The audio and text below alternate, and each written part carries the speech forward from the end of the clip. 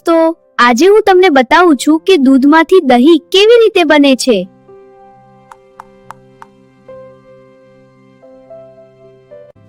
ચાલો દહીં બનાવવા માટે આપણે દૂધમાં થોડું દહીં ઉમેરીએ.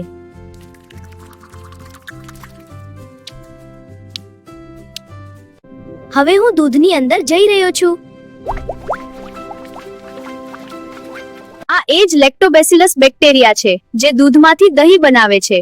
જુઓ કેવો સરસ ડાન્સ કરે છે. આ લેક્ટોબેસિલસ બેક્ટેરિયા દૂધમાંના લેક્ટોઝને લેક્ટિક એસિડમાં ફેરવે છે.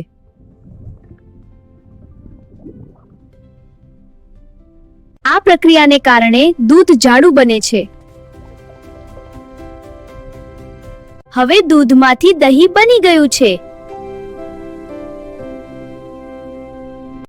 હવે હું ફરી બહાર જઈશ.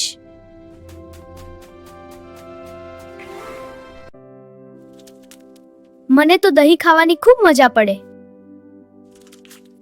મિત્રો, શું તમે જાણો છો દહીં હૂંફાળા તાપમાને જલ્દી કેમ બને છે? જો ખબર હોય તો કોમેન્ટ કરો.